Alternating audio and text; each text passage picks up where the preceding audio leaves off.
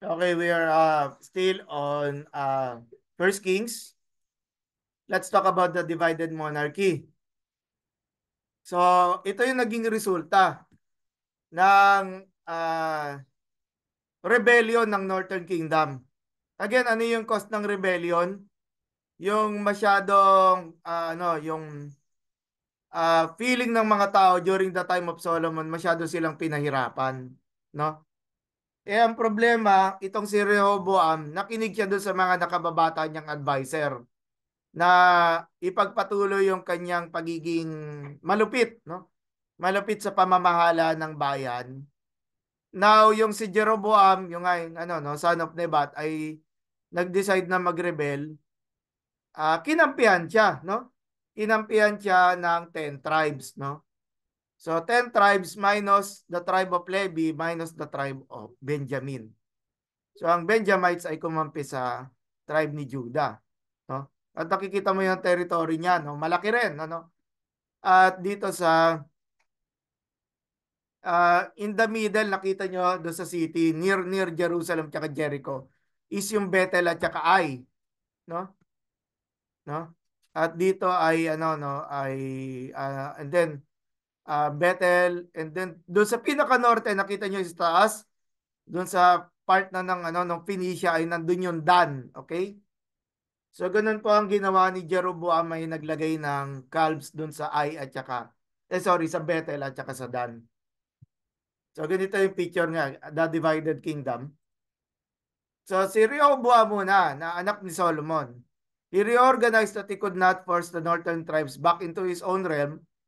So ano nga no, na dahil nga doon sa rebellion, ano bang gagawin ni Rehoboam? Dapat ba siyang makipaggera? So hindi niya tinuloy 'yon, ano? Kasi naisip niya siguradong matatalo siya, no? The northern garrisons of Solomon were now in the hands of Jeroboam the first, and Judah's citizens showed little enthusiasm for a major confrontation. Though Rehoboam extended his northern frontier, ay yung tribe of Benjamin ay kumumpi sa Judah. Now, looking forward, no, itong si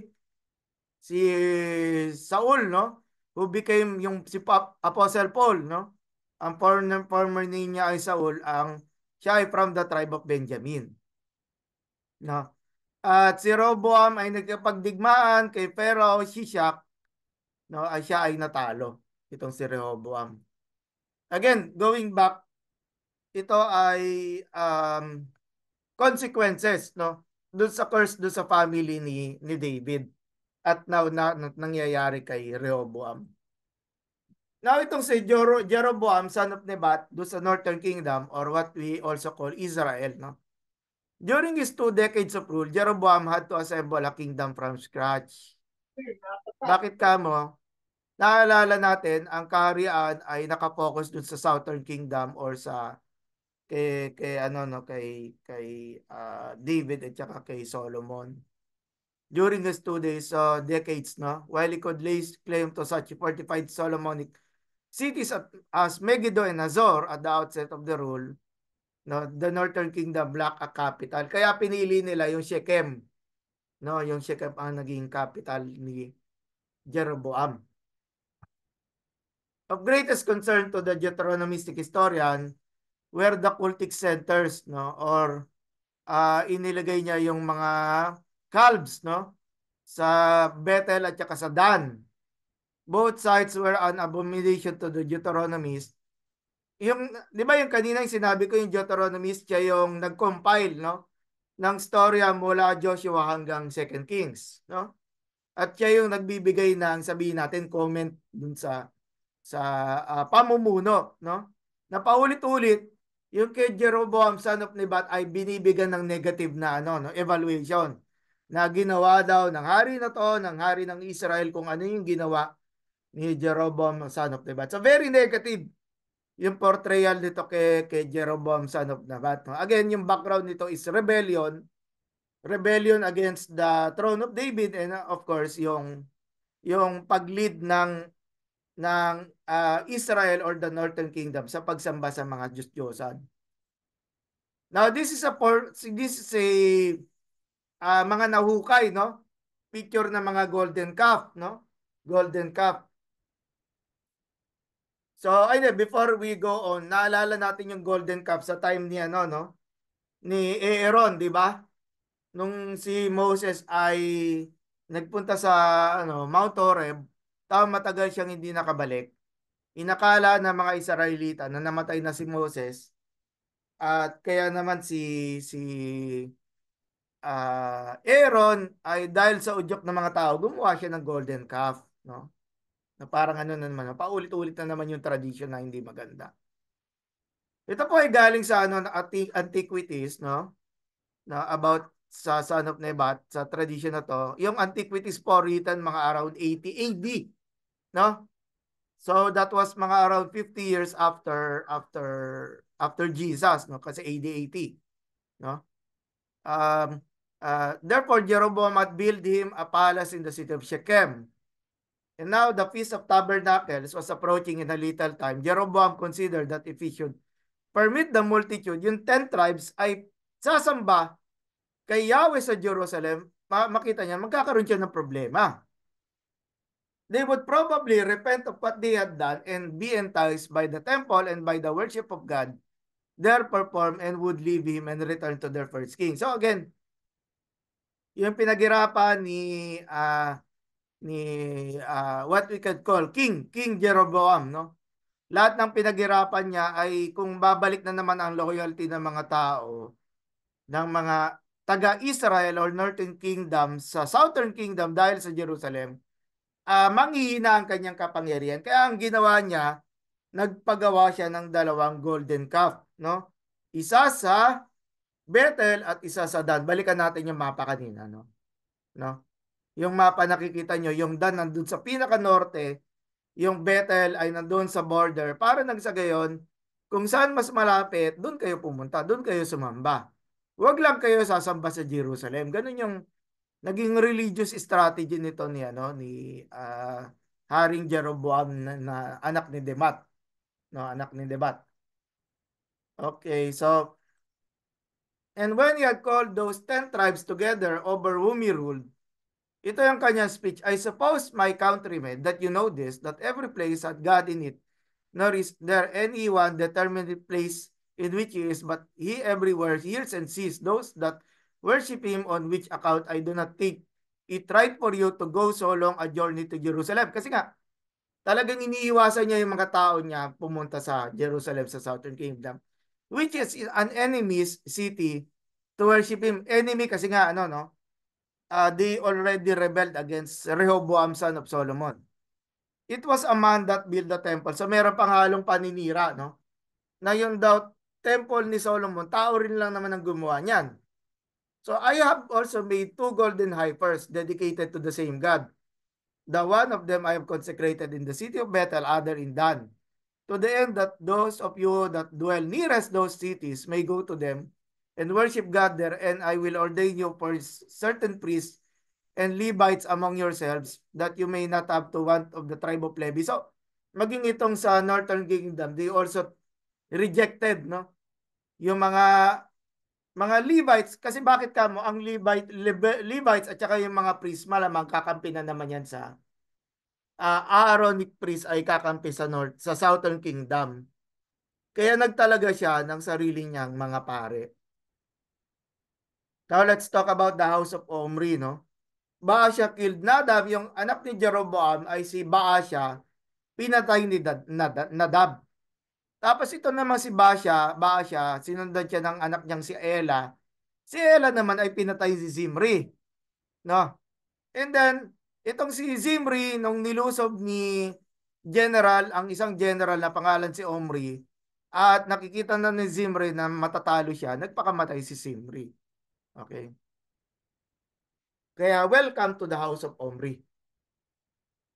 The last two Omrites to rule, si Ahaziah at saka si Jehoram, hindi sila wala masyadong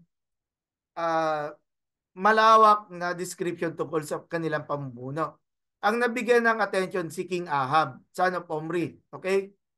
They were competent leaders who successfully guided the nation that has suffered greatly from a half century of indecisive warfare. patayan nga ng patayan doon sa Northern Kingdom, no?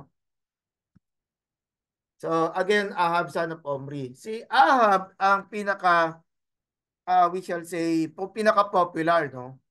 When it comes doon sa istorya sa what we call sa dynasty ni Omri hanggang sa matapos dito sa First Kings, no? Kasi halos malaking material nakafocus kay King Ahab at saka kay Jezebel, no?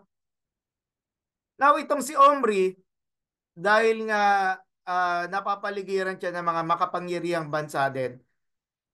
Kagaya nitong Tyre, no? Nakita na ni Omri na mas makapangyarihan ang Tyre.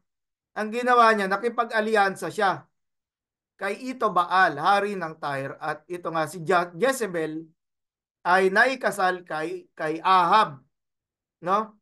Pero going back to the story, no, si Tyre, yung si Ito Baal ng Tyre ay mas malakas na bansa kaysa kay Omri, no?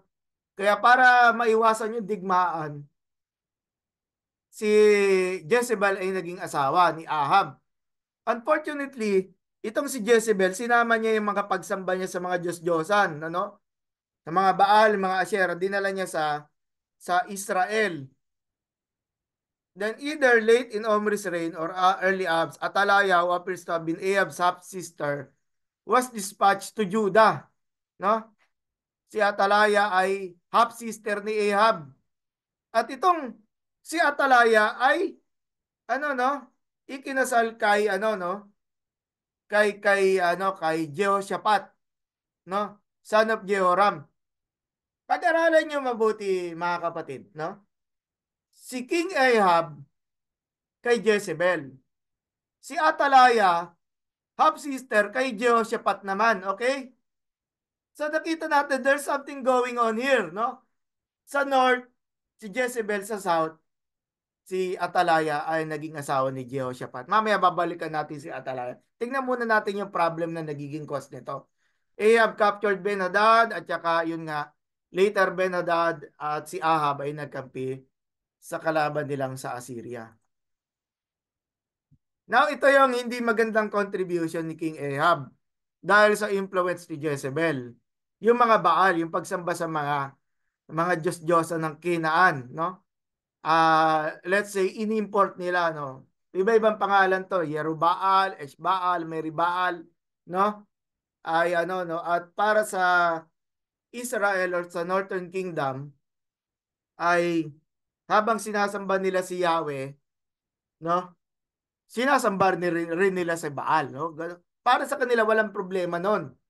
Parang kumbaga kung sumasamba ka kay Yahweh, sumasamba ka kay Baal, parang nadagdagan lang, no? Two are better than one, parang ganyan, no? Sa pananaw ni Jezebel, hindi talaga, corrupted talaga yung perspective ni Jezebel.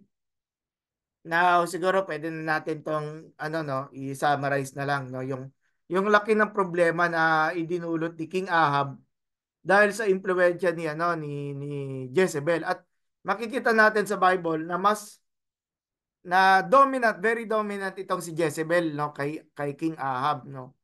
At lumaganap ang pagsamba kay Baal sa Northern Kingdom. At inusig no, inusig ng mga propeta ni Baal ang mga propeta ni Yahweh, no? Now, the perspective of Elijah represents a theopolitical vision reacting against the royal program. Si Elijah bilang prophet ay tagapagsalita no laban or in a way showing rejection, no?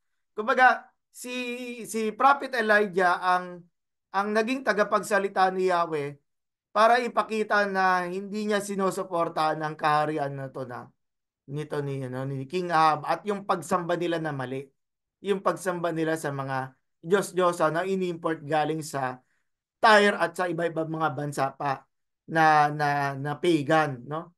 At dito sa Hosea 2:18 sinabi dito tungkol do sa pagsamba, the verse declares, and in that day says Yahweh, you will call me my husband and no longer you will call me my Baal, no?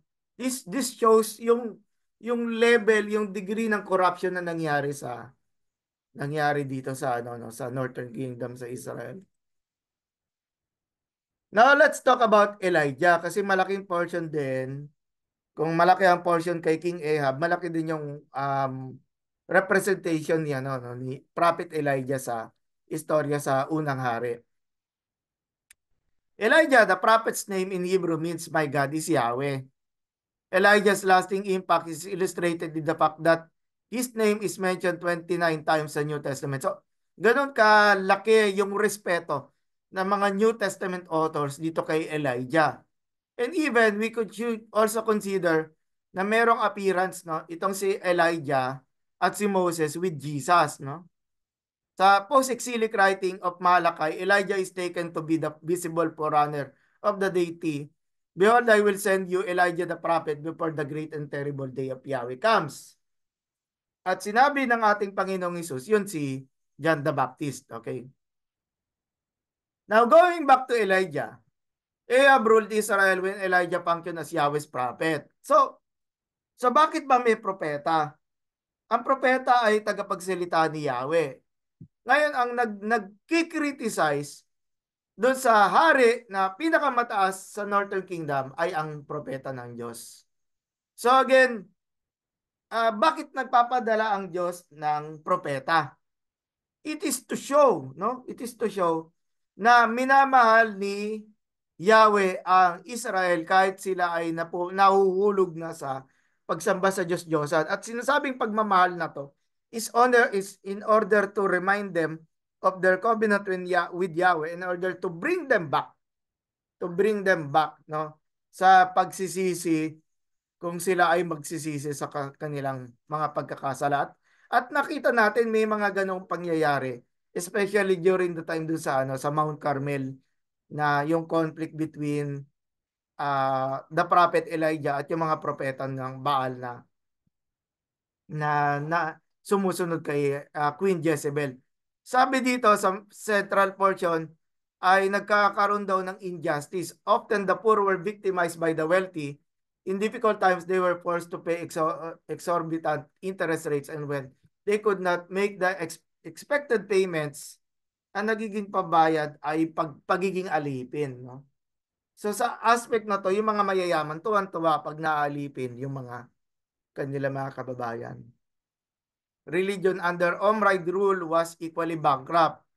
Si Jezebel ay ayon nga dito nagpatayo ng templo para kay sa mga sa mga Diyos-Diyosan sa Tyre, no? Si Baal at saka si Asherah.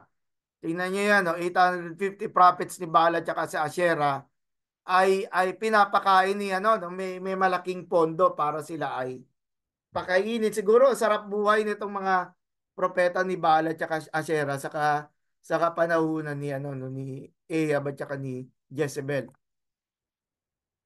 Though Ahab remained a nominal Yahwist, no, ay sumasamba sa mali ang pagsamba sa yung nangyari dito sa Northern Kingdom, no?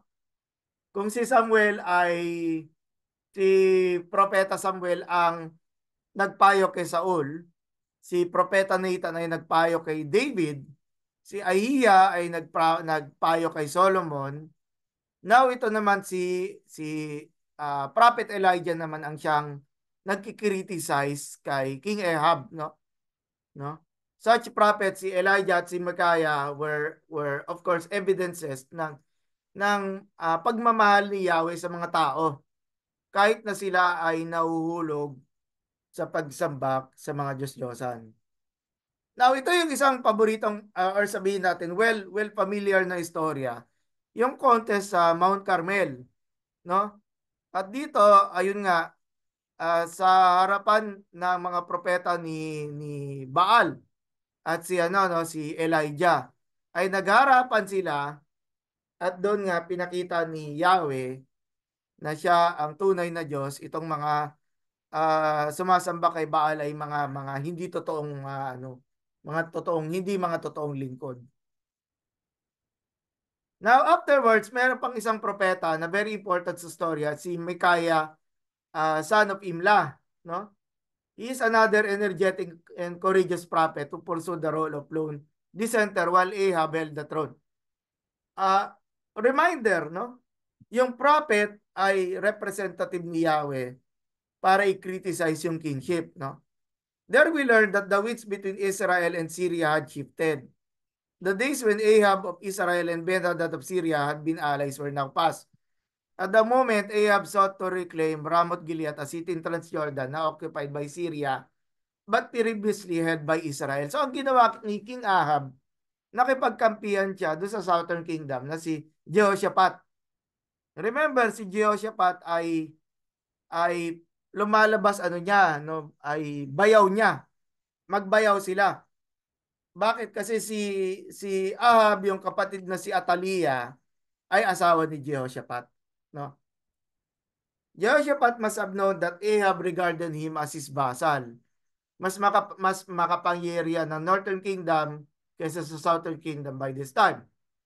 At dahil dito, nagsabi si Jehoshaphat, baka naman merong propeta na magsasabi tungkol sa kalooban ni Yahweh. Si yung mga propeta ni Yahweh,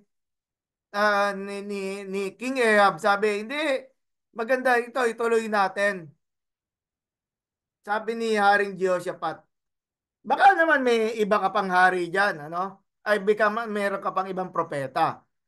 At sabi ni King Ahab, meron pang isang propeta, pero ito walang maganda, walang magandang sinasabi itong propeta na to sa akin. Sabi dito sa 22:8, I hate him for he never prophesies good concerning me, but evil. Tapos sabi naman ni Haring Jehoshaphat, sige na, Haring Ahab, ipatawag natin siya. No, yon. At itong si Haring Ahab, meron pa siyang propeta na pangalan ay Sedekaya.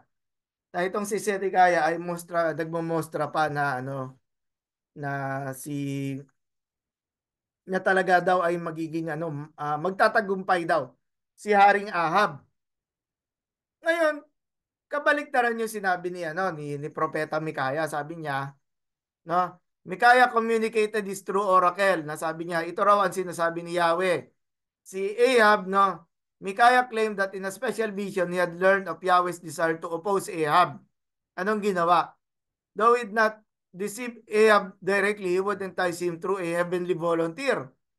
One of the members of Yahweh's celestial court had expressed his willingness na siya raw yung magbo-volunteer na sumunod na magpapadala daw ng sinungaling na espiritu laban kay Haring Ahab.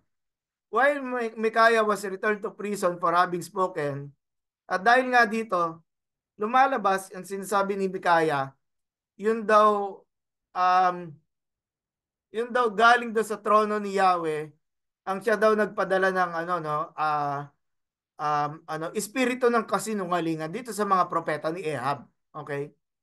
So ang ginawa dahil nga sabi ni King Ahab kay King Jehoshaphat, sabi niya, sabi ko na nga sa iyo, itong propeta to wala namang magandang sasabihin sa akin to. Pero doon sa prophecy na yon, sinabi ni Prophet Micaiah na hindi magtatagumpay si King Ahab at mamamatay siya. Okay? Yun yung sinabi dito. Sinabi ni Propeta Micaiah, nakakasiguro ako ikaw ay mamamatay. At ganoon nga yun nangyari. Now, kay King Jehoshaphat, son of Asa, sa Southern Kingdom, Jehoshaphat pursued the line set his father Asa, finally purging religious practice of its foreign elements, introducing suitable reforms. No, sa Second Chronicle sabi, they had the book of the law of the Lord with them and went about throughout all the cities and taught the people tungkol do sa book of the law. Jehoshaphat, obviously Jehoshaphat was a good king, no? Appointed judges in every city in Judah with a high court in Jerusalem that a bench of ministers, priests, and the chiefs of the fathers of Israel. So parang sa pamumuno ni Jehoshaphat, merong Supreme Court tapos meron parang mga regional court para sila ay tulungan sa pagmamanage ng justice. However, yun nga, instructional and judicial functions were assigned who had been banished by Jeroboam, son of Nebat. Doon po natatapos ang ating pag-aaral ng First Kings. At ganon din doon sa lineage ni ano no ni King Ahab.